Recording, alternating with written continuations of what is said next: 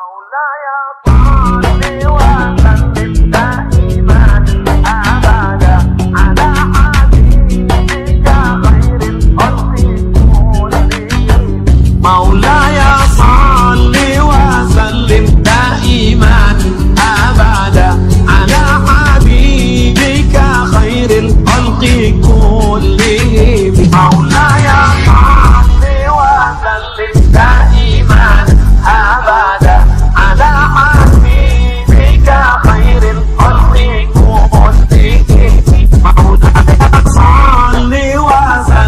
على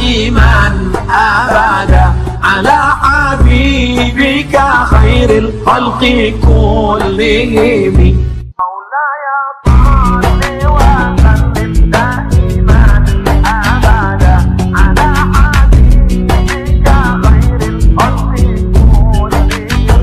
مولاي صل وسلم دائما أبدا على حبيبك خير الخلق كلهم مولاي صل وسلم دائما أبدا على حبيبك خير الخلق كلهم مولاي صل وسلم دائما أبدا على حبيبك خير الخلق كلهم مولاي صل وسلم دائما أبدا على حبيبك خير الخلق كلهم مولاي صل وسلم دائما. Kami mohon sekali lagi untuk tidak ribut.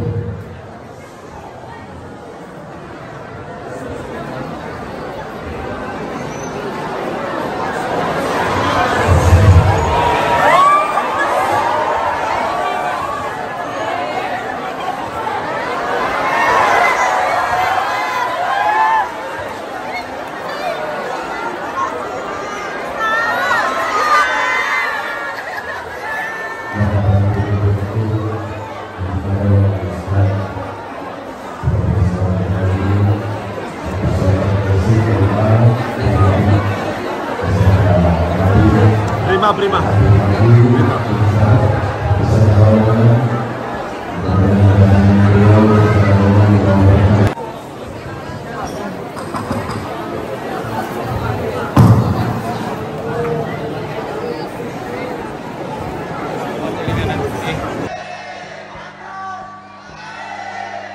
Assalamualaikum warahmatullahi wabarakatuh.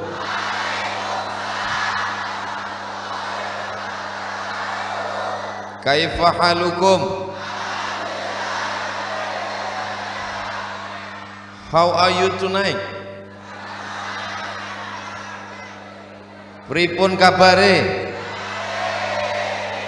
Apik. Alhamdulillahi rabbil alamin. Allahumma salli ala sayyidina wa syafi'ina wa zukhrina wa maulana Muhammad wa ala alihi wa sahbihi wa man da'a bi da'watihi wa istanna bi sunnatihi ila yaumi liqa'i rabbih wa ba'd. Laisa minna, tidak dianggap sebagai umat Nabi Muhammad sallallahu alaihi wasallam. Man lam yarham saghirana, tidak sayang kepada anak-anak. Walam ya'rif syarafa kabirina, tidak hormat kepada orang tua. Adik-adik, para santri sekalian, mudah-mudahan kita selalu mendapatkan kasih sayang Allah Subhanahu wa taala.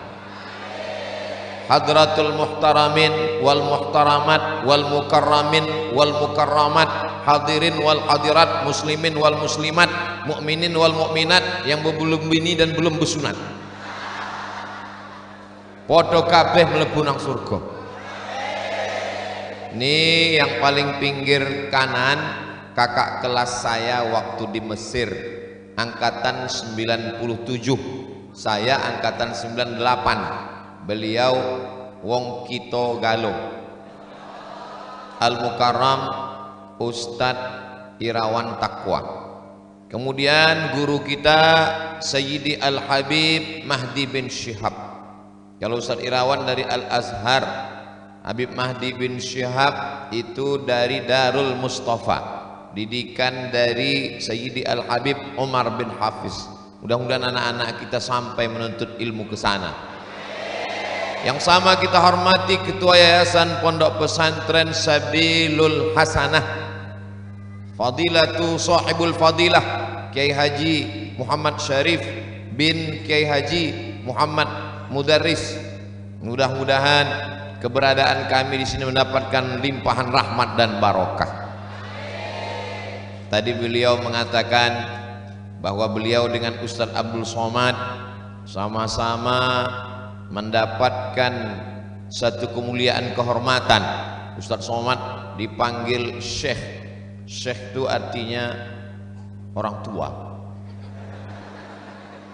Kalau dia masih muda, dia berilmu.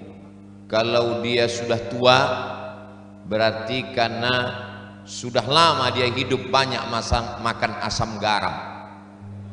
Karena banyak makan asam garam, naik kolesterol dan asam urat. Ustadz Abdul Somad dipanggil Syekh, dibilang tua belum tua kali, dibilang berilmu pun tanggung-tanggung. Itu adalah penghormatan dari Habib Lutfi bin Yahya ketika bersilaturahim ke tempat beliau. Kemudian yang diapit dua kiai pimpinan pondok pesantren yang bertuah malam ini, yang Masya Allah tabarakallah, dari beliaulah kita tahu rupanya orang yang masuk ke kolam buaya itu karena ditolak istri itu selamat insya Allah. Beliau adalah Sahibul Fadilah Al-Mukarram Ustadz Kemas Ali. Di samping beliau mudir Ma'had Qudratillah, beliau adalah guru kita Buya Syafiq hafizahullah. Berikutnya ada di sana Bapak Kades, Bapak Kapolsek, saya nggak tahu, saya nebak aja. Ada anggota DPRD Provinsi Sumatera Selatan, Bapak Prima. Tapi karena selalu jalan dengan Ustadz, akhirnya beliau dipanggil Ustadz Prima. Kalau saya sapa satu persatu ini sampai azan subuh baru selesai. Malam ini saya mendapatkan kehormatan, kemuliaan bersama 1.500 mujahid fi sabilillah. Man kharaja fi talabil ilmi, siapa yang keluar rumah dengan niat menuntut ilmu, fahuwa fi sabilillah, maka dia sama seperti orang yang berjihad fi sabilillah hatta yarji'ah, sampai dia pulang ke rumah. Tapi nanti pas acara perpulangan tetap pulang. Jangan gara-gara ini enggak pulang, pas ditanya kiai enggak mau pulang, mujahid fisabilillah. Terus sampean orang royo pulang. Hadir juga para wali santri, tokoh masyarakat, tokoh adat, tokoh bangunan. Yang tak dapat saya sebutkan satu persatu. Semua yang hadir ini dimuliakan Allah Subhanahu wa ta'ala. Mulia berada di dalam Sayyidus Syuhur, bulan Ramadan. Mulia berada di dalam ibadah yang paling mulia. Tidak ada yang tahu siapa yang melaksanakannya. Kutiba alaikumus syiyam. Mulia di malam yang hebat. Man qama ramadhana imanan wa ihtisaban ghufira lahu ma taqaddama min dzambi. Mulia bersama dengan orang-orang mulia, para kiai, para habaib, zuriat Rasulullah. Kemuliaan ini mudah-mudahan membuat kita semakin lebih baik di masa akan datang, menjadi orang-orang yang istiqomah di akhir zaman yang luar biasa tantangan ini. Dikemas dalam pengajian umum dalam rangka peringatan nuzul Quran. Nabi Shallallahu Alaihi Wasallam bertahanus di Gua Hira umur 38 tahun. Naik dia ke atas, turun ke bawah, nggak ketemu apa-apa. Umur 39 tahun naik lagi, juga tidak terjadi apa-apa. Umur 40 tahun naik lagi ke atas. Ketika itulah dia dipeluk oleh makhluk yang sangat besar. Hatta balaghanil juhdu, sampai saya sulit untuk bernapas. Makhluk itu berkata, Iqra. Nabi menjawab, ma ana biqari. Iqra ma ana biqari. Sampai akhirnya dia dibacakan, Iqra bismi rabbikal ladzi khalaq, khalaqal insana min 'alaqin. Iqra wa rabbukal akramul ladzi 'allama bil qalami 'allamal insana ma lam ya'lam. Lalu kemudian Nabi turun menggigir, diselimuti oleh Khadijah. Ternyata di balik sosok yang luar biasa, di balik sosok yang tangguh, yang hebat, ada perempuan-perempuan yang lebih hebat. Itulah dia Khadijah yang menyelimuti. Padahal 3 kali naik ke atas. Bagaimana perempuan zaman sekarang? Kalau suaminya pergi menyendiri, tiba-tiba pulang kedinginan. Kan udah aku kasih tahu jangan pergi lama-lama. Tapi Khadijah Al-Kubra, Masya Allah tabarakallah, diselimutinya Sayyidina wa Maulana Muhammad sallallahu alaihi wasallam. Ketika sedang berselimut itu turun lagi wahyu, ya ayyuhal muddaththir fa'anzir. Bangun wahai orang berselimut, berilah peringatan. Siapa yang mesti diberi peringatan? Turun lagi ayat berikutnya, wa anzir ashiratakal aqrabin. Beri peringatan kerabat-kerabat dekatmu dulu. Nabi pun naik ke atas bukit Safa, dikumpulkannya kerabat-kerabat, paman-paman, bibi-bibi, saudara-saudarinya. Lalu kemudian setelah mereka berkumpul semua, Nabi bertanya. Nabi berdiri di atas bukit Safa menghadap ke Ka'bah. Di belakang bukit Safa itu ada bukit yang besar namanya Jabal Abi Qubais. Panjang umur, sehat badan, 4 Oktober kita akan sama berangkat umroh bersama Habib Mahdi dan Ustadz Taqwa insyaallah.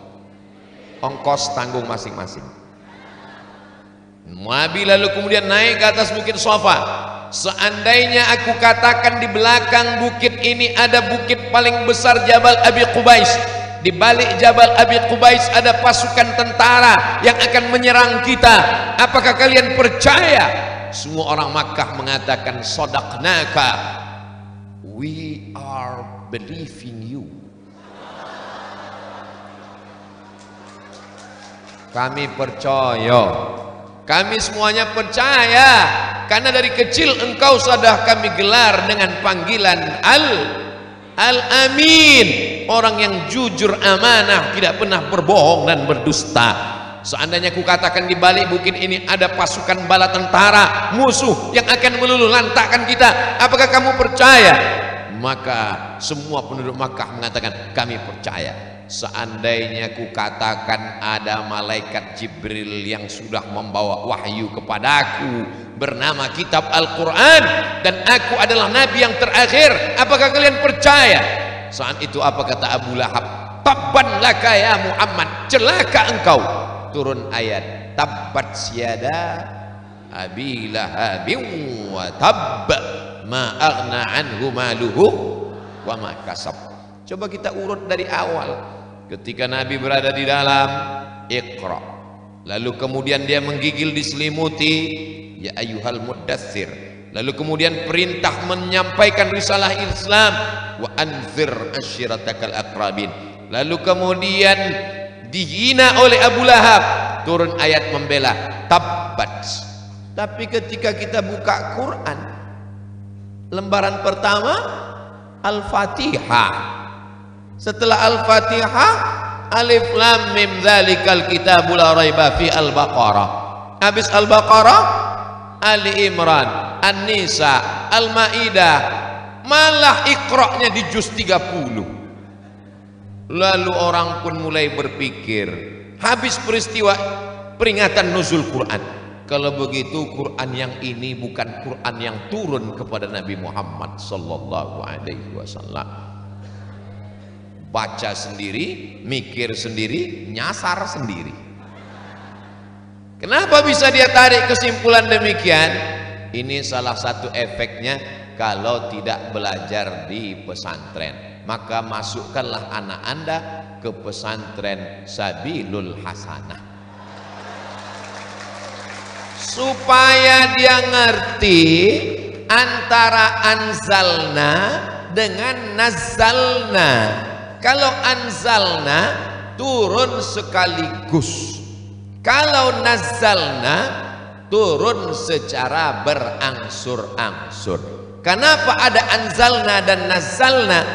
Karena memang proses turunnya Al-Quran 2 kali. Fi lauhim mahfuz la yamassuhu illal mutahharun. Dia berada di lauhil mahfuz. Dari lauhil mahfuz turun ke Baitul Izzah, sekali turun, sekali drop, sekaligus. Inna anzalnahu fi lailatin mubarakah. Dalam ayat lain, inna anzalnahu fi lailatul qadr. Dari Baitul Izzah ke Nabi Muhammad sallallahu alaihi wasallam, itulah yang turun selama 22 tahun, 2 bulan, 22 hari. Jadi ada Al-Quran yang turun menurut kronologisnya, dan ada Al-Quran yang turun sekaligus. Jadi waktu turun dari Lauhil Mahfuz ke Baitul Izzah, dia turun persis seperti susunan yang ada di yang rapi luar biasa ini. Di pondok-pondok pesantren lain susunan Qurannya pontang-panting, lintang pukang. Tapi di masjid kita rapi, Masya Allah. Beginilah anak-anak pesantren dididik untuk rapi. Di masjid yang lain kadang rapi juga karena nggak pernah dibaca. Tapi kalau di pondok pesantren anak-anak pasti tadarus setiap malam. Nanti malam Ustadz Somad akan hadir. Kita rapi, pecinya rapi, bajunya rapi, semuanya Masya Allah, tabarakallah. Mudah-mudahan istiqomah insya Allah. Tapi ketika turun dari Baitul Izzah ke Nabi, sesuai dengan momen. Ketika mereka bertanya, yas'alunaka 'anil khamri wal maisir, turun ayat qul fihima ismun kabirun wa manafi'u linnas. Ketika mereka bertanya, yas'alunaka madza yunfiqun, turun ayat qulil afwa. Ketika mereka bertanya, yas'alunaka 'anil yatama, turun ayat qul islahul lahum khair. Ketika mereka bertanya, wa idza sa'alaka ibadi anni, turun ayat fa inni qarib ujibu da'watad da'i idza da'an. Ketika mereka bertanya, yas'alunaka 'anil ahillah, turun ayat qul hiya mawaqitu lin-nasi wal hajj. Jadi Al-Qur'an ada kronologis sebab turun, sebagiannya itulah yang disusun oleh Imam Jalaluddin Abdurrahman As-Suyuti, meninggal tahun 911. Mudah ngingatnya, emergensi 911. Imam Suyuti, imamnya Ahlus Sunnah wal Jamaah. Kita sangat mengingat beliau karena kalau sudah belajar hadis pasti Al-Jami' Al-Kabir Imam Suyuti. Belajar ulumul hadis, Tadribur Rawi, Syarah Taqrib An-Nawawi. Belajar tafsir untuk pemula, Jalalain, Jalaluddin Al-Mahalli dan Jalaluddin As-Suyuti. Mulai belajar kitab yang agak besar, Ad-Durrul Mansur fit Tafsir bil Ma'sur, juga Imam As-Suyuti. Belajar tentang qawaid fikih, juga belajar Al-Ashbah wan Nazair, juga Imam As-Suyuti. Maka Imam Suyuti itu apa kata muridnya, bernama Ad-Dawudi. Guru saya Imam Suyuti itu kitabnya khamsumi'ati kitabin, 500 kitab. Hafalan hadisnya hafiztu mi'atai alfa hadis, aku hafal 200.000 hadis.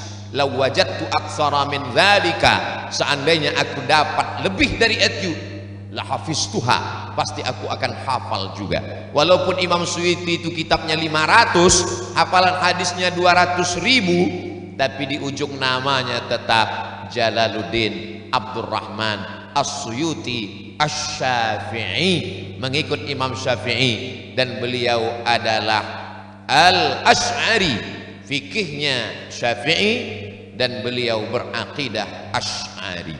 Tiba-tiba sekarang ada orang yang kitabnya cuman ada 3, itu pun isinya 20 lembar. hafalan hadisnya cuman 3, itu pun kalau laptopnya hidup. Tiba-tiba mengatakan saya tidak mau ikut Imam Syafi'i, saya tidak mau ikut Imam Asy'ari, saya langsung ke Quran dan Sunnah Rasulullah Sallallahu Alaihi Wasallam. Kalau ada orang sekarang begitu, orang semuanya mengatakan hebat. Kenapa? Karena nggak tahu. Tapi kalau dia di pesantren, dia mengatakan langsung dekat. Ente waras. Biar supaya jangan mempermalukannya, bisikkan ke telinganya yang orang lain nggak dengar. Udah ngopi belum? Masa begitu hebatnya Imam Muhammad bin Idris Asy-Syafi'i yang turun kepada Imam Rabi' Al-Muradi. Di antara murid Imam Syafi'i adalah Imam Al-Muzani, dilanjutkan juga sebagiannya oleh Imam Al-Buaiti, lalu sampai kepada 676 Imam An-Nawawi, dari Imam Nawawi turun ke 852 Imam Al-Hafiz Ibnu Hajar Al-Asqalani, lalu kemudian sampai kepada Imam As-Suyuti, sampai ke guru-guru kita, ke kiai-kiai kita, sampailah ke kita. Inilah yang dikatakan al-isnad minad din, kata Imam Abdullah Ibnul Mubarak. Sanad ini bagian dari agama. Fanzuru amman ta'khudhu dinakum, perhatikan kamu mengambil ilmu kamu dari siapa. Alhamdulillah adik-adik belajar di pondok pesantren yang berpegang kepada ahlus sunnah wal jamaah. Cirinya akidahnya Asy'ari, fiqihnya Syafi'i, tasawufnya Junaid Al-Baghdadi dan Imam Abu Hamid Al-Ghazali. Dan kalau dia bertarekat, tarekatnya adalah tarekat Sunni. Nama perahunya Naqsabandiyah, karena nama kapten kapalnya Imam Bahauddin An-Naqsabandi. Nama perahunya Syaziliyah, karena nama nahodanya Imam Abul Hasan Asy-Syazili. Nama perahunya Syattariyah, karena kebetulan nahoda kapalnya Imam Abdullah Syattari. Tapi lautnya tetap satu, lautnya la ilaha illallah Muhammadur Rasulullah. Dan pulau yang akan dituju juga pulau satu, ilahi anta maksudi waridhaka matlubi a'tini mahabbataka wa ma'rifatak. Kita sejalan dengan itu insya Allah. Beliau mengamalkan zikir-zikir yang diriwayatkan Imam Abul Hasan Asy-Syazili. Saya mengamalkan zikir-zikir yang disusun oleh Imam Bahauddin An-Naqsabandi. Masalah orang beda perahu, ya nggak masalah. Yang jadi masalah itu ketika kelahi sebelum naik perahu, perahunya nyampe, orangnya nggak sampai. Imam Ahmad bin Ambal meninggal 241, tinggalnya di Baghdad. Imam Muhammad bin Idris Asy-Syafi'i meninggal 204, tinggalnya di Fustat, sekarang berubah nama jadi Kairo. Jaraknya tanya Google. Imam Ahmad bin Ambal subuh tidak kunut kalau dia sholat subuh. Datang orang menemui Imam Ahmad bin Ambal, wahai Imam Ahmad bin Ambal, ya saya ikut mazhab kamu, kalau subuh saya nggak baca kunut. Baik, saya berijtihad, kamu muqallid, ikut saya. Bagaimana kalau saya sholat subuh imamnya Imam Syafi'i, sedangkan saya ikut kamu? Kata Imam Ahmad bin Ambal, kalau imammu Syafi'i, maka saat dia baca kunut subuh, angkatlah tanganmu dan ucapkan amin. Itu yang ngomong imamnya jenderal bintang 5. Tiba-tiba ada kopralnya sekarang yang mengajarkan ceramah kunut subuh adalah bid'ah, wa kullu bid'atin dhalalah wa kullu dhalalatin finnar. Antum ikut jenderal bintang 5-nya atau ikut kopralnya? Terserah, saya nggak ngajak, cuma nanya aja. Kalau saya ikut jenderal bintang 5-nya. Imam Ahmad bin Ambal mengatakan, kalau imammu bermazhab Syafi'i, angkat tanganmu dan ucapkan amin.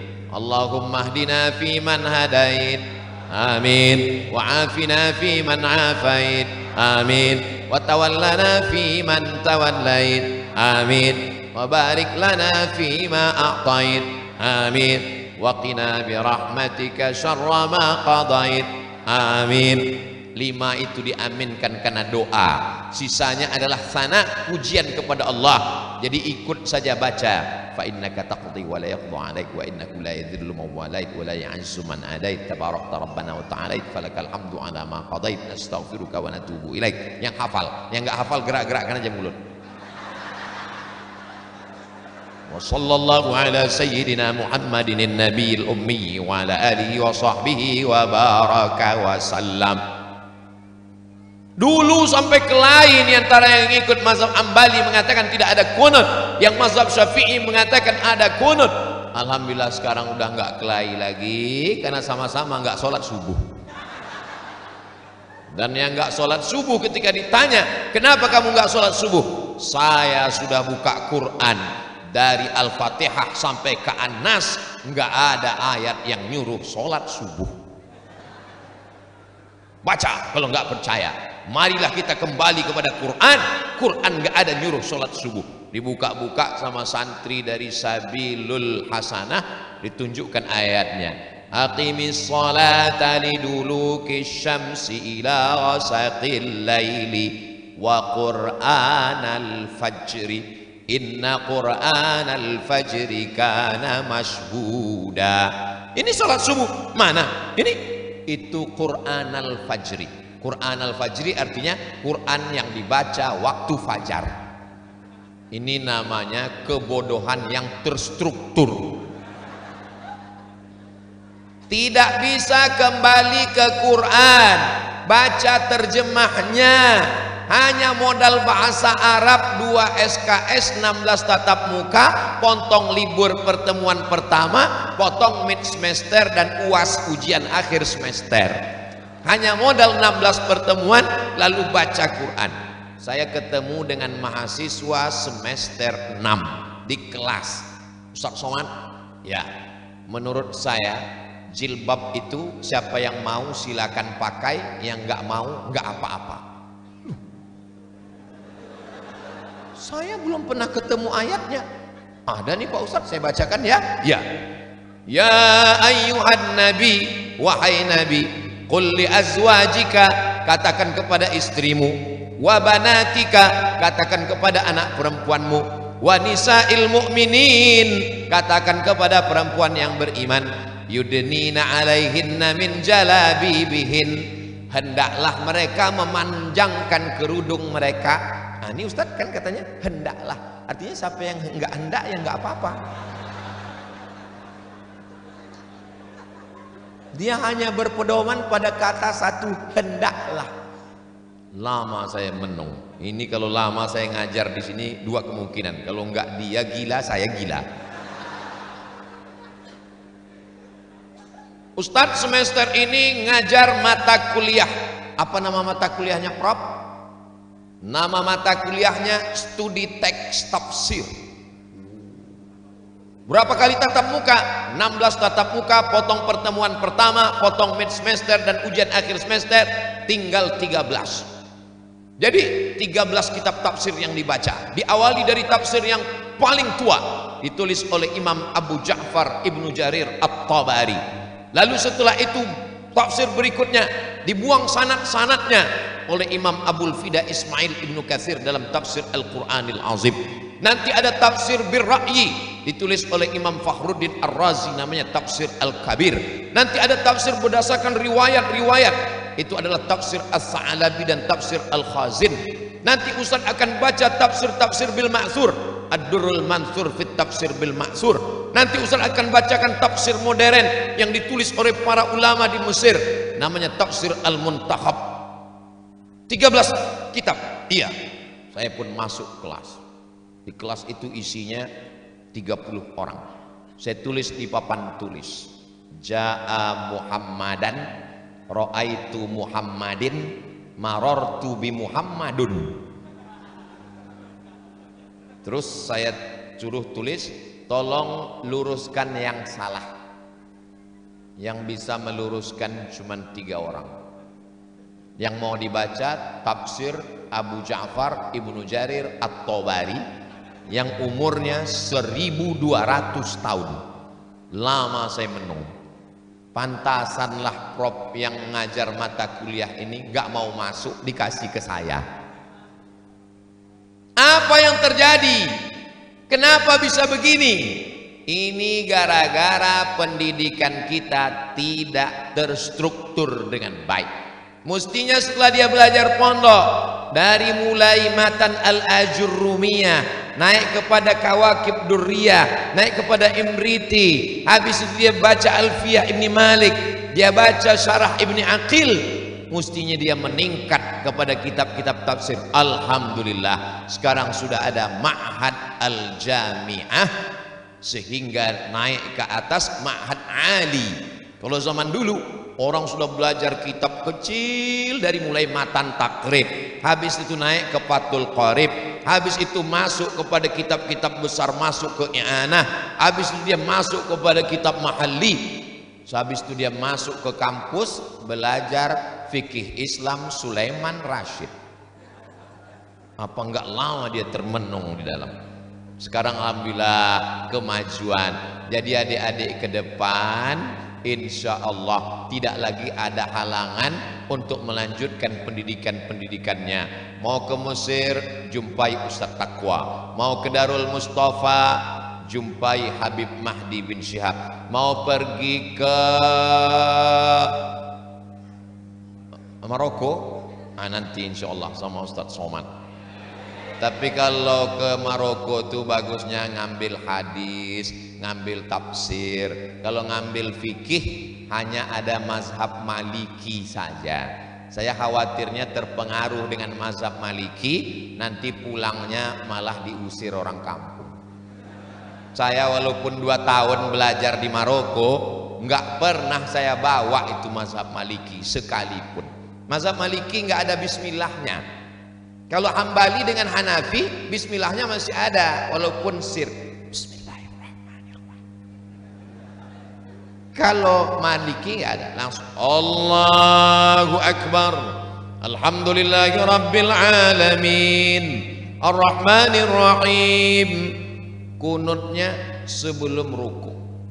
Qul huwallahu ahadun Allahus samad lam yalid wa lam yulad wa lam yakul lahu kufuwan ahad. Baca kunut dulu baru ruku. Itu kalau saya bawa ke masjid dekat rumah saya, nggak selesai 2 rakaat. Allahumma hadina fi man hadait, sesat.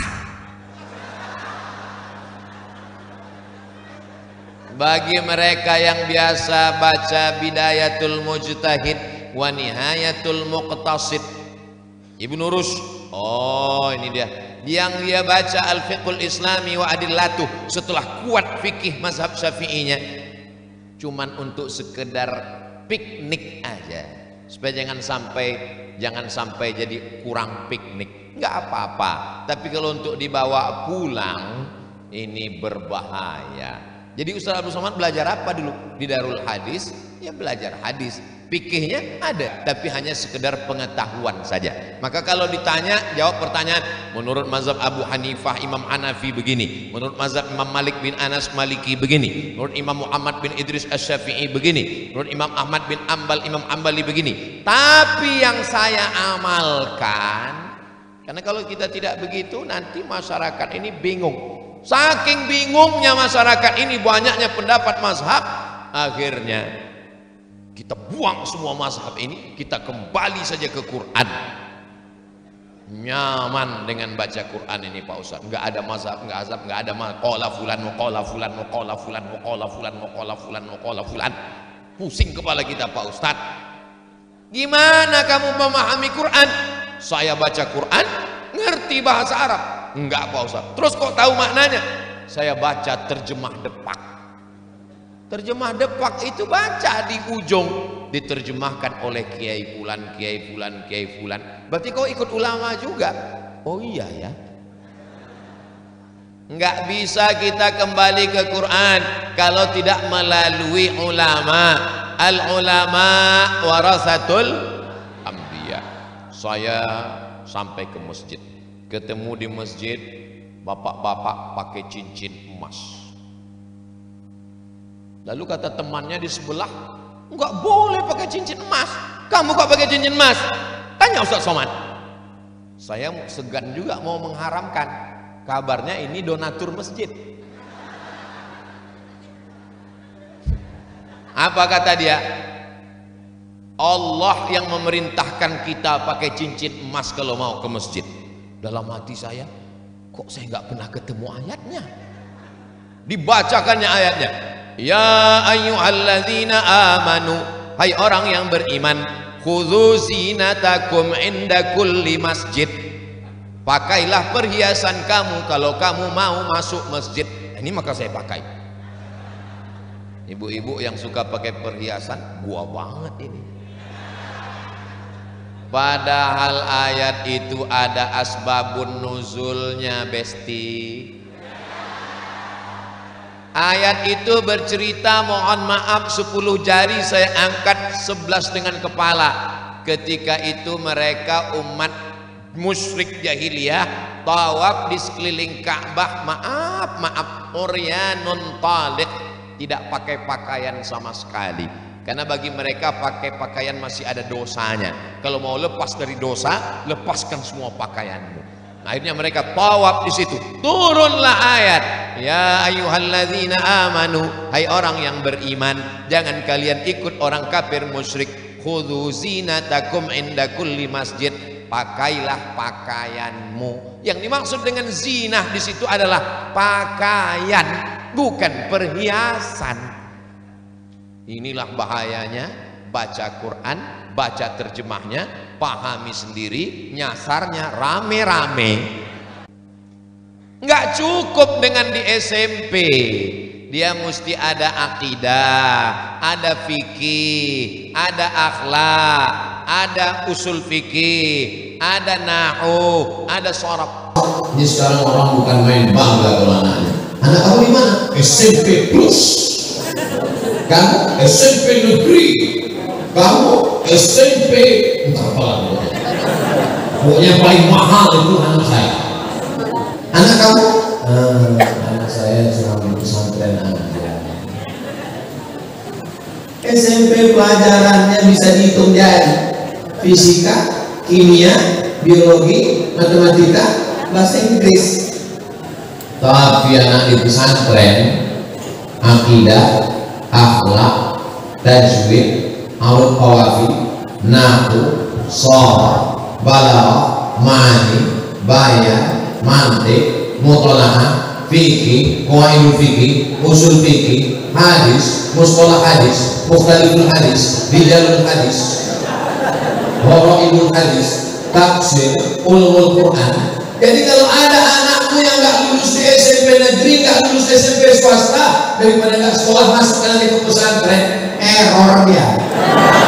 SMP-nya nggak lulus. Jadi jangan kalian sangka, wahai wali murid, ini Ustaz ngomongnya kan ke anak pesantren.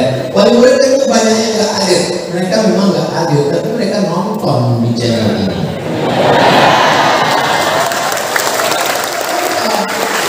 Tahun ajaran baru, anaknya nanti belajar bulan Juli, pendaftaran sudah mulai. Dia pikir kalau nggak lulus SMP negeri, nggak lulus swasta, ya udahlah pesantren aja daripada nggak sekolah. Kau pikir pesantren ini tempat pembuangan anak bodoh? Anakmu yang paling cerdas, otaknya paling besar, yang 5 teras kepalanya, nah itulah masukkan ke pesantren.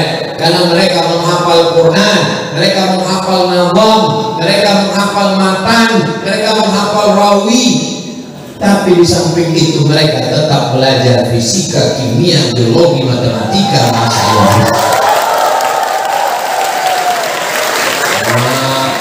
Itu anak pesantren cuma belajar alif bata. Anak saya ini belajar bahasa Inggris, Pak Ustaz. Oh, jadi anak bapak belajar bahasa Inggris? Iya. Bahasanya wong lombok. Orang Belanda tak bahasa Inggris, Pak. Orang Belanda bahasa Belanda. Orang Orang Jepang bahasa, orang Jerman bahasa Jerman. Yang pakai bahasa Inggris itu cuma orang Inggris. Dan orang Inggris itu kalau mau nunjuk this, kalau jauh that. What is this? What is that? Tapi kalau bahasa Arab hadza, kalau dua hadzani, kalau tiga haula, kalau muannas hadhihi, kalau dua hatani, kalau tiga haula, kalau jauh dzalika, kalau dua dzalika, kalau tiga ulaika, kalau muannas tanika, kalau tilka, kalau dua tanika, kalau tiga ulaika. Error kan? Misalnya mudah. Bahasa Inggris say.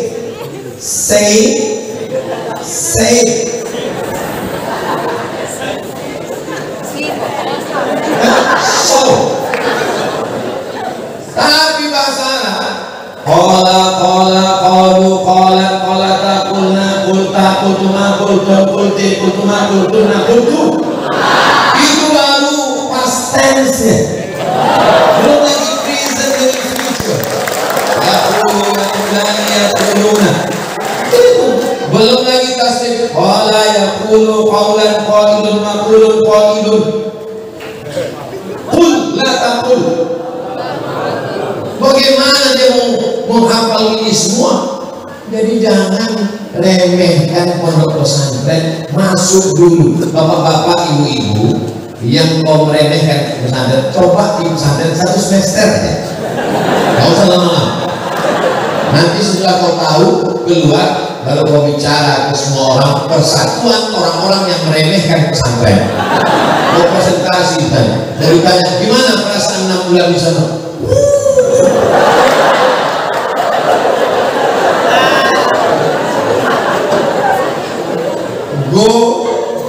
Going, gone, goes.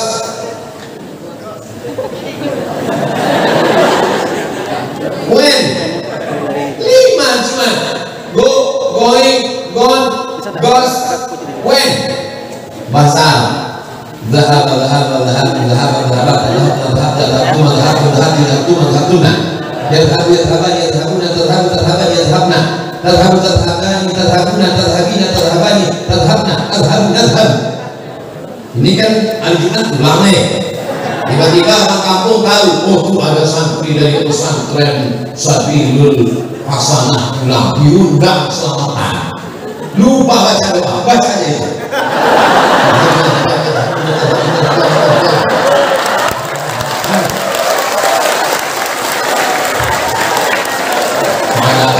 Gimana Pak saya membayar anak santri tadi? Wah, selama ini ada ustaz-ustaz, kiai-kiai, habib-habib yang kemari belum pernah baca doa. Ustaz Somad pernah kami undang, doa biasa saja. Perbanyak hatinya ya standar lah. Tapi ini masya Allah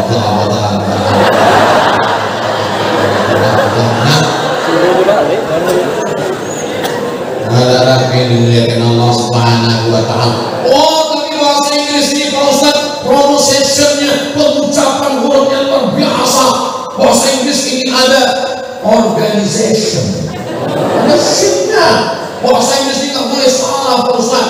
Kesehatan, WHO, World Health Organization. Emang bahasa Arab nggak ada? Ketahuan nggak pernah tadarus. Idza jaa nasrullahi wal fath. Mana ada bahasa Inggris itu huruf ain? Enggak ada. Ada bahasa Inggris itu huruf wad? Enggak ada. Ada bahasa Inggris itu huruf qaf? Enggak ada. Tapi bukan berarti saya melarang adik-adik pesantren bahasa Inggris. Man 'arafa lughata qaumin amina makrahum. Siapa yang paham bahasa suatu kaum akan aman dari tipu daya muslihat mereka. Oh, kami kiai kami ngajar bahasa Inggris, Pak, nggak boleh, katanya bahasa Inggris ini bahasa orang kafir. Nabi waktu pindah ke Madinah Di Madinah itu ada 4 Yahudi, Bani Nadir, Bani Quraidah, Bani Qainuqa, Yahudi Khaybar. Sahabat Nabi diperintahkan mempelajari bahasa Yahudi. Namanya Sayyidina Zaid bin Thabit radhiyallahu anhu. Apa kata Zaid? Ta'allamtuhu wa hadzabtuhu. Saya belajar bahasa Yahudi dan saya paham sepaham-pahamnya. Berapa lama dia belajar bahasa Yahudi? Nisfa syahrin, setengah bulan. Dia yang menerjemahkan surat-surat Nabi untuk orang Yahudi dan surat orang Yahudi untuk Nabi dia terjemahkan ke bahasa Arab. Berapa umur Zaid bin Thabit ketika Nabi meninggal? 18 tahun. Penerjemah Nabi luar biasa. Jadi kalau bahasa Yahudi saja yang sudah jelas-jelas melawan Allah, melawan Rasul, bahasa yang dipelajari, apalagi bahasa Inggris. Saya mau adik-adik belajar bahasa Mandarin. Nanti ceramah Ustaz Somad diterjemahkannya. Hanya cincai pakai coklat. Sehingga hidayah itu sampai. Saya nggak bisa ceramah, saya nggak bisa tabligh akbar, tapi ceramah Ustaz Somad saya yang menyampaikannya melalui apa namanya itu bilingual dengan 2 bahasa. Setuju? Ustaz Somad, ini anak saya arahkan ngambil fakultas agama Islam, malah ngambil sastra Inggris. Apa gunanya ini Pak Ustaz? Nanti kalau malaikat bertanya, maaf buka aja kan saya jawab. Kata bapak-bapak melaporkan anaknya ke saya. Setelah bapaknya selesai ngamuk-ngamuk, lalu saya kasih tahu anaknya, kuliah di mana? Di UI Pak Ustaz, Universitas Indonesia. Oh mantap, susah orang lulus di sana. Ambil jurusan apa? Sastra Inggris Pak Ustaz. Nanti cari ceramah Ustaz Somad yang 5 menit, terjemahkan 5 saja, upload di Instagram, ke YouTube, buat channel sendiri, buat terjemahnya di bawah, terjemah tulisan ada di bawah. Siap Ustaz Somad. Udah kira-kira 5 tahun yang lalu, sejak itu nggak pernah terjemah lagi. Tadi buat, tadi lari, tadi tinggal ngomong. Dan yang jelas pesan-pesannya sudah saya sampaikan. Jangan anti dengan bahasa asing. Bahasa Arab nggak usah cerita lagi di Sabilul Hasanah. Bahasa Arab mereka bukan sekedar bahasa Arab. Kalau sekedar bahasa Arab ngomong, nggak perlu belajar lama-lama. Saya waktu dulu jadi mahasiswa, kami kan musim haji, musim umroh, ketemu dengan saudara-saudara kita yang bekerja di Saudi Arabia. Mas bisa ngomong bahasa Arab, ini komunikasi dari pondok? Enggak, Pak Ustaz, saya nggak di pondok. Terus bisa ngomong? Ya di sini kita bisa ngomong karena terpaksa disuruh majikan Pak Ustaz. Gimana pengalaman Bapak dulu belajar bahasa Arab di Saudi? Kan nggak bisa baca kitab. Ya saya disuruh majikan saya beli daging Pak Ustaz. Daging apa? Daging kambing. Saya hafal daging laham, sapi bagar. Orang Saudi Arabia menyebut pop itu G, bakar jadi bagar. Laham bagar, laham bagar, laham bagar, laham bagar, laham bagar. Sampai di tengah jalan ada telepon. Berhenti, lahamnya ingat, bagarnya lupa. Laham, laham, laham, laham. Sampai di toko ditanya sama yang punya toko, Istimewa, what do you want? Sampai anak boleh apa? Dia bilang laham. Kata yang jual, silakan. Laham daging apa? Laham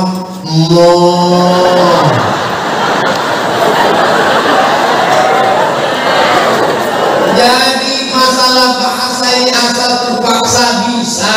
Kalau masalah ngomong, yang sulit itu adalah bahasa kaidah kita.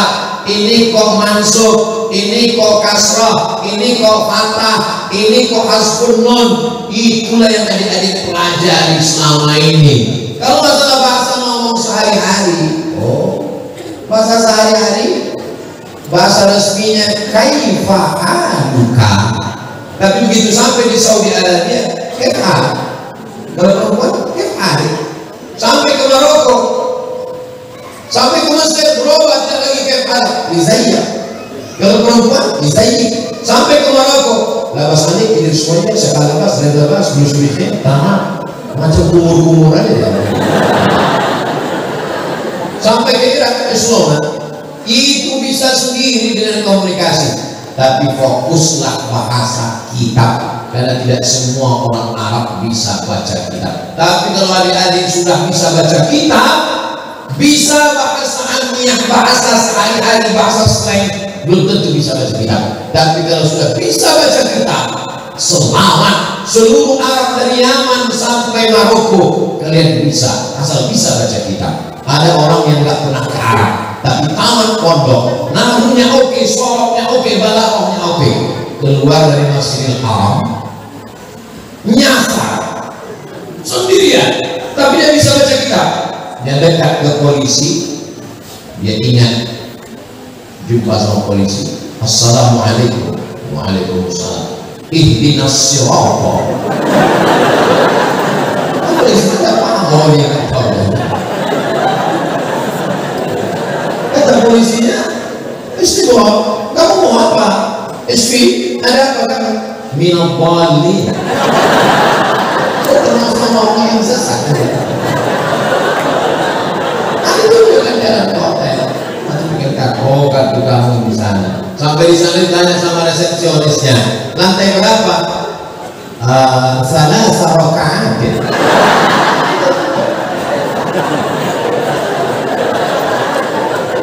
Jangan kamu anggap apa yang di pondok cuma baca kitab. Otaknya jalan, memahami kitab-kitab yang ditulis ulama zaman dulu. Kitab hadis yang dibacanya adalah kitab Muwatta yang ditulis oleh Imam Malik bin Anas, meninggal tahun 179 Hijrah. Sekarang sudah tahun 1444. Kitab Muwatta itu umurnya 1200 tahun. Bisa dibaca oleh santri pesantren Sabilul Hasanah. Allahu Akbar. Ustaz Somad sebelum ke Maroko belajar 2 semester di Malaysia, University Kebangsaan Malaysia. Sampai di UKM wajib ngambil mata kuliah bahasa Melayu. Melayu itu suku, bukan Melayu melaku, Melayu. Melayu itu adalah nama suku, jadi wajib ngambil bahasa Melayu. Dia nggak mengakui saya Melayu, padahal kalau diperiksa darah saya ini golongan darah M, Melayu. Wajib ngambil bahasa Melayu 2 SKS. Nama dosennya Cik Rusdi. Tahun 2003, sekarang sudah tahun 2023. Saya belajar dari 20 tahun yang lalu. Dosennya masuk kelas, dia bawa 1 lembar manuskrip tulisan tangan sastra Melayu. Saya mau tes kamu semua, apakah kamu orang Melayu? Ini saya bawakan.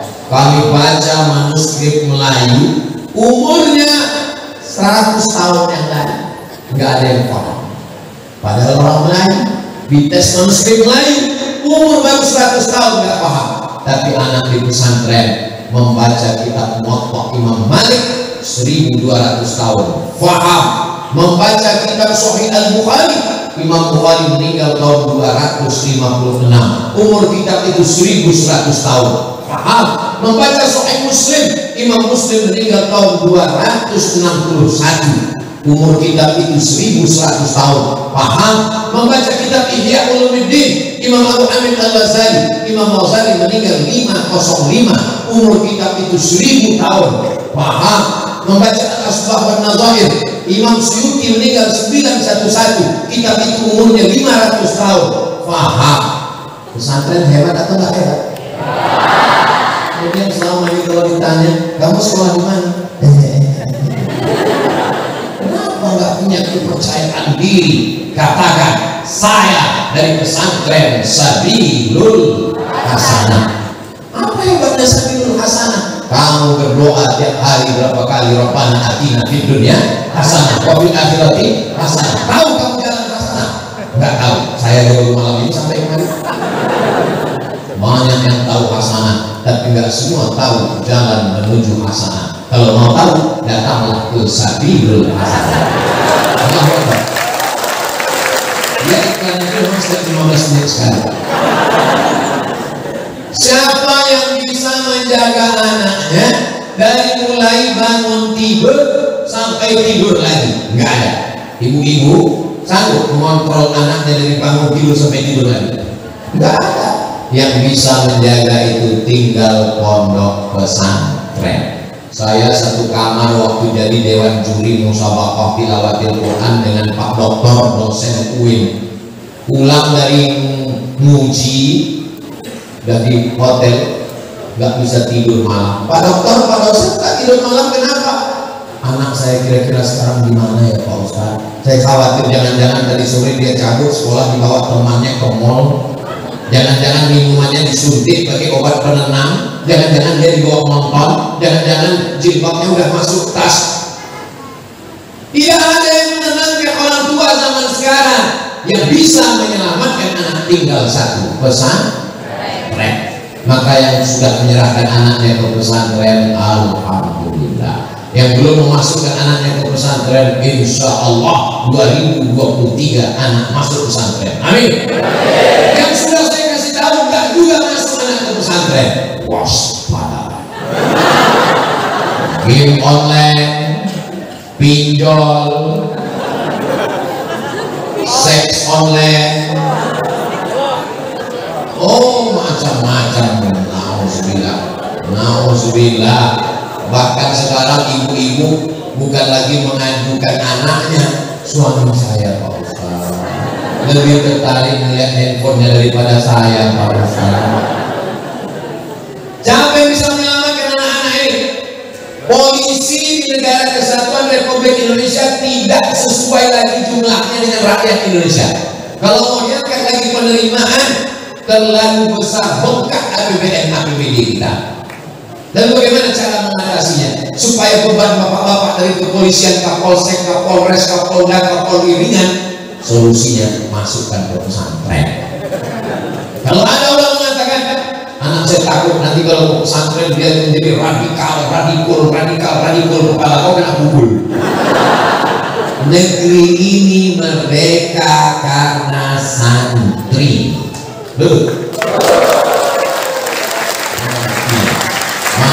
Negeri ini merdeka karena santri. 10 November hari apa? Lihat kalender dulu, bisa jadi Senin, bisa jadi Selasa. 10 November hari pahlawan. Pahlawan yang menumpahkan darahnya, rela mati mengusir Belanda, hartanya, rumahnya, nyawanya melayang. Orang mau rela mati demi untuk mengusir Belanda, itu yang ngajarkan begitu siapa? Kiai. Kenapa mereka rela mati 10 November? Karena mereka dapat fatwa resolusi jihad dari Hadratus Syekh Muhammad Hashim Asy'ari pada tanggal 22 Oktober. Dari 22 Oktober ke 10 November, 18 hari disosialisasikan. Kalau kamu mati ditembak Belanda masuk surga, kalau kamu mati ditembak Belanda bebas hisab, kalau kamu mati ditembak Belanda gak kena azab kubur, kalau kamu mati ditembak Belanda kamu akan mati syahid langsung masuk surga. Itulah yang membuat mereka berteriak serang Belanda. Nah, akhirnya pulang semua Belanda ke Amsterdam, tinggal teror Belanda. Itulah yang kita balaskan saat buka puasa, teror Belanda. Allah malah kasih dua keramat.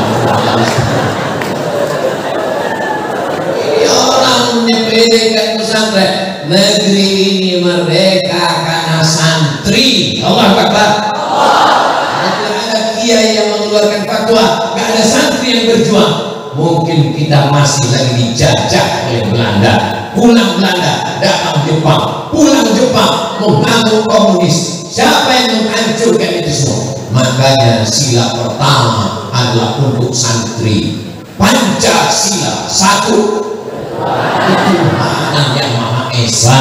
Itu hadiah untuk santri. Tuhan yang mana?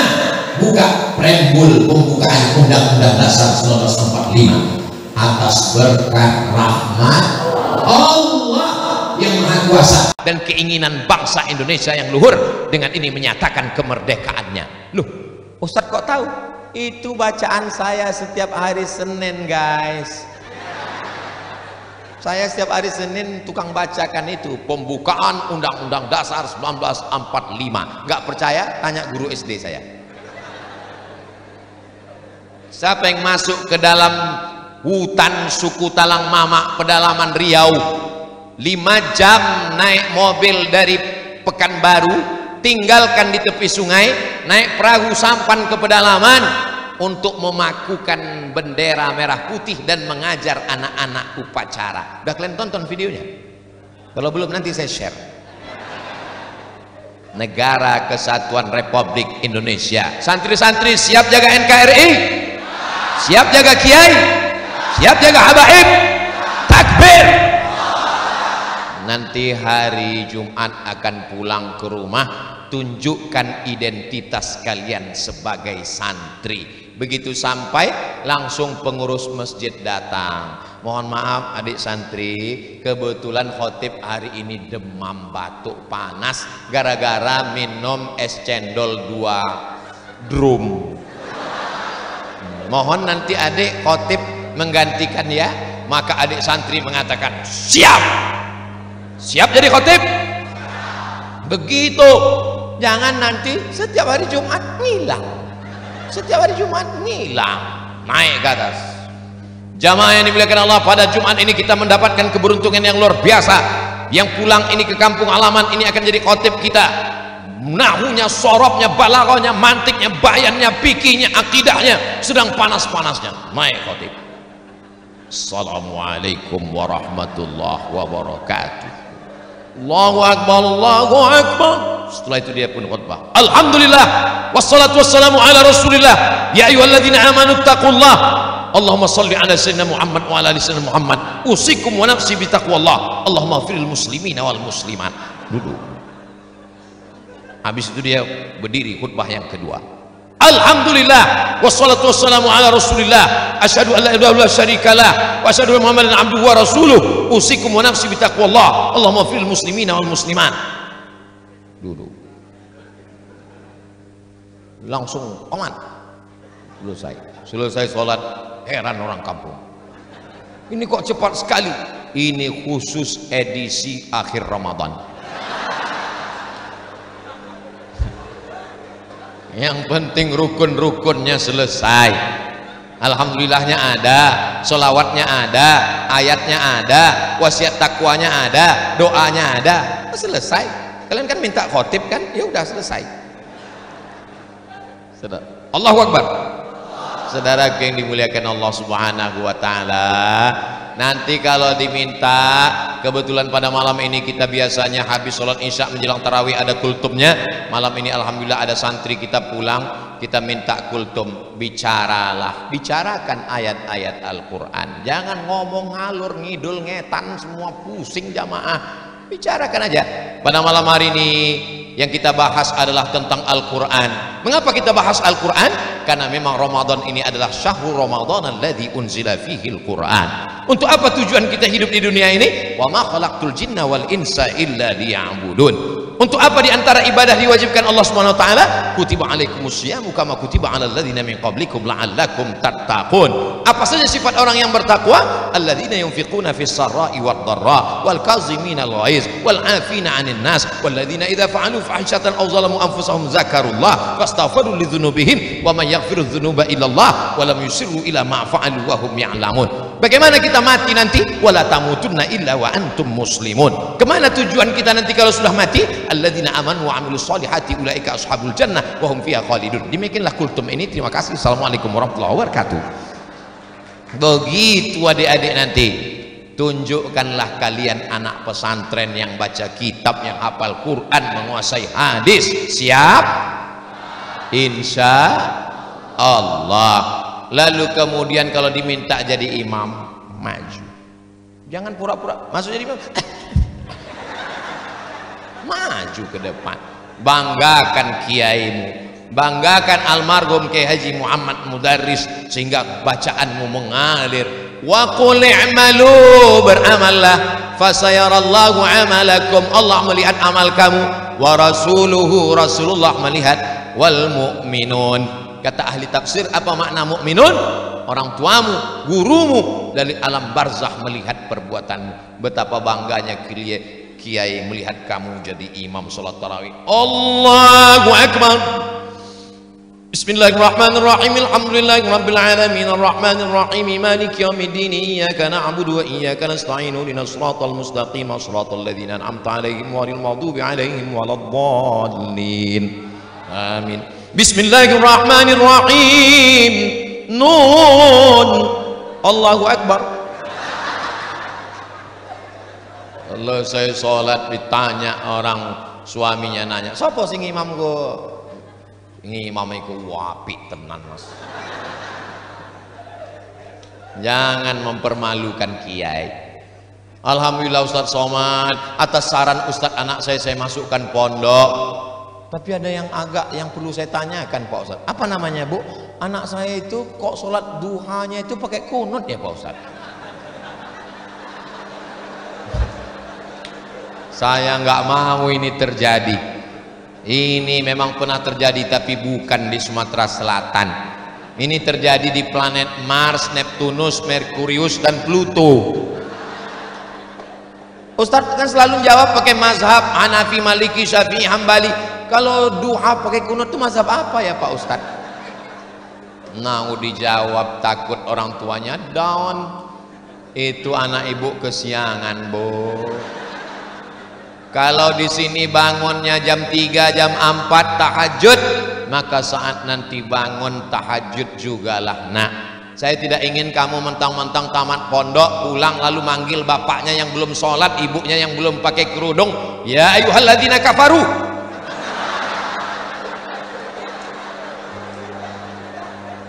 Jangan ajari ayah ibumu bicara, karena yang mengajari kamu bicara dulu dia.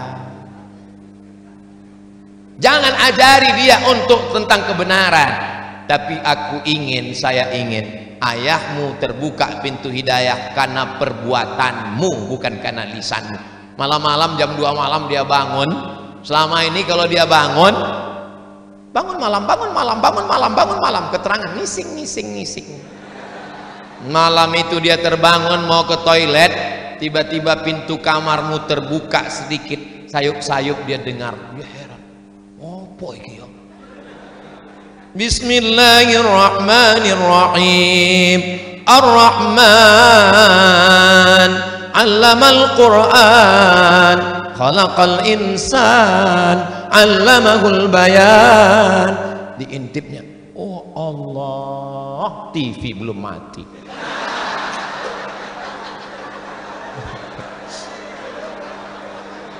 Saya mau mereka malam itu malu kepada Allah. Aku yang sudah 40-50 tahun dah mau mati, kok nggak pernah tahajud malam. Tapi anakku dari pondok menetes air matanya, dia langsung ambil wudhu, dia langsung tahajud. Allahu Akbar. Lisanul hal afsah min lisanil maqal. Ucapan lebih menyentuh mana? Perbuatan lebih menyentuh hati daripada ucapan. Melihat jilbabmu yang panjang, melihat baju kurung yang panjang, itu lebih menyentuh hati mereka. Bisa adik-adik sekalian? Bisa janji? Jangan ada dusta di antara kita. Kalian ini santri. Santri itu bajunya putih.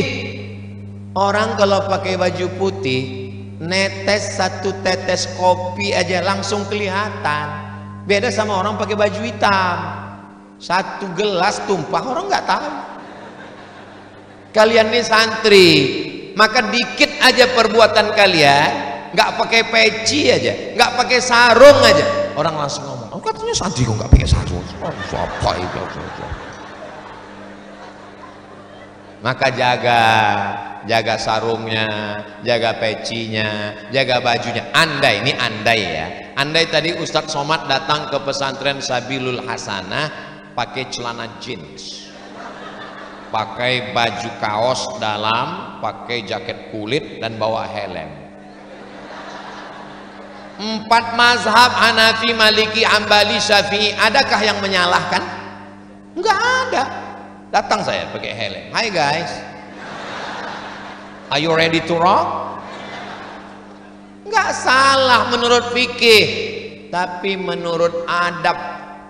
Al-adab fauqal ilmi. Jangan nanti kalian pulang bertamu ke kiai, tokoh masyarakat, alim ulama pakai celana sobek-sobek. Pas ditanya kenapa pakai ini, menurut 4 mazhab nggak masalah. Ini bukan masalah mazhab, tapi masalah adab, sopan santun, tata krama, budi bahasa. Lain padang, lain belalang, lain lubuk, lain ikannya, lain adat istiadat, maka ini pakai. Kalau di situ masyarakatnya pakai peci, kamu pakai peci. Kalau di situ masyarakatnya pakai sarung, kamu pakai sarung. Kalau di situ adat istiadatnya masyarakatnya celana pendek, jangan kamu celana pendek. Ini ada aturan syar'i. Ini adik-adik, Ustadz Somad bukan datang mengguru-gurui, hanya sekedar berbagi cerita. Karena Ustadz pun dulu di pondok, pengalaman kami dulu kalau udah keluar liburan seperti kuda lepas kandang. Ustadz juga dulu begitu? Enggak, dikit-dikit ada. Insya Allah tadi saya mulai jam 10, sekarang pas jam 11. Walaupun nggak ngelihat jam, udah terasa dari kaki. Masya Allah, tabarakallah. Dulu Ustadz waktu di pondok kalau datang penceramah, tapi di pesantren Sabilul Hasanah nggak ada yang nunduk semuanya. Ini menunjukkan pesantren kualitasnya makin baik atau makin parah? Makin baik. Dulu santri-santri kurang gizi.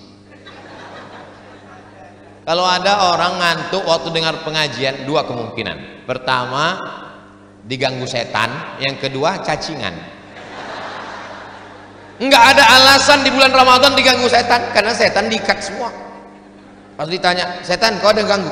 Ora iso. Enggak bisa.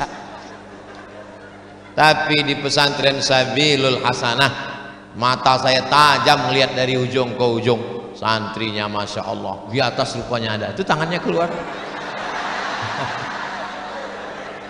Masya Allah. Dan ternyata apa kata Kiai Muhammad Syarif, ini enggak diundang. Ini malam ini enggak pakai undangan ternyata. Enggak ini tamu enggak diundang semua ini. Bayangkan kalau diundang wali santrinya, masyarakat kampung full penuh. Jadi kedatangan Ustadz Somad ini hanya sekedar gladi aja, ini belum serius. Seriusnya nanti di masa akan datang insyaallah. Allahu Akbar. Itulah yang dapat Al-Fakir sampaikan. Banyak tutur kata kurang adab, kurang sopan, itu berasal dari kekurangan Al-Fakir Abdul Somad. Yang baik-baik datang dari Allah Subhanahu wa taala. Mudah-mudahan menjadi amal jariah.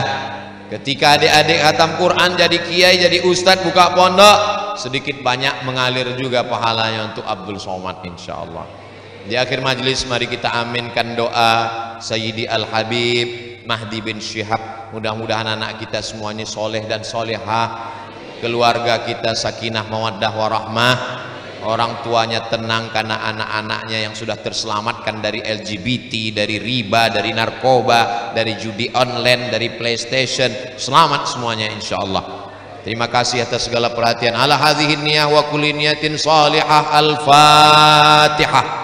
A'udzubillahi minasyaitonir rajim. Bismillahirrahmanirrahim. Alhamdulillahi rabbil alamin. Ar-Rahmanir Rahim. Maliki yaumiddin. Iyyaka na'budu wa iyyaka nasta'in. Ihdinas siratal mustaqim. Siratal ladzina an'amta 'alaihim ghairil maghdubi 'alaihim waladdallin. Amin. Sallallahu ala Muhammad. Sallallahu alaihi wasallam. Sallallahu ala Muhammad. Sallallahu alaihi wasallam. Ya Nabi salam alaika.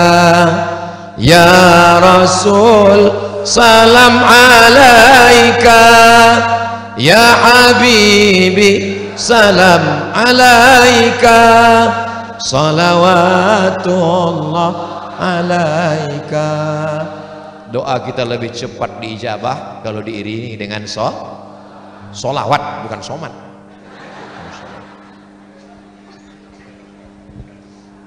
Mohon maaf, mohon maaf.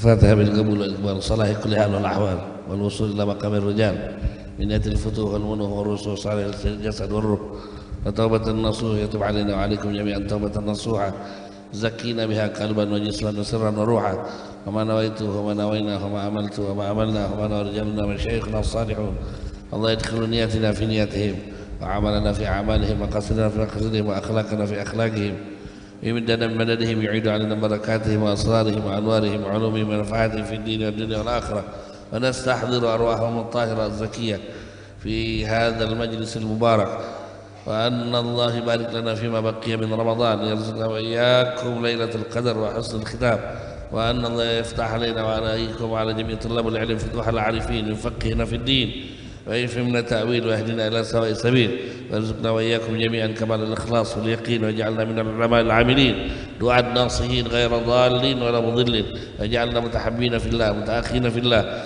يأتي كل سائل منا ومنكم سؤله مأموله على ما يرضي الله ورسوله ووالدينا ووالديكم وأمواتنا وأمواتكم وأموات المسلمين أجمعين نخص خصوصا الأروع المرحوم كي هاجي محمد مدرس أن الله يتغشاه بالرحمة والمغفرة يعين على بركاته وأسراره وأنواره وعلومه ونفعاته في الدين والدنيا والآخرة يجعل آخر كلامنا من الدنيا عند انتهاء أجلنا شهادة أن لا إله إلا الله وأن محمد رسول الله بحقه متحققين حسن معنى ظاهرا وباطنا في خير لطف وعافية. الفاتحة على هذه النية وعلى كل نية صالحة وإلى حضرة النبي محمد صلى الله عليه وآله وصحبه وسلم. الفاتحة.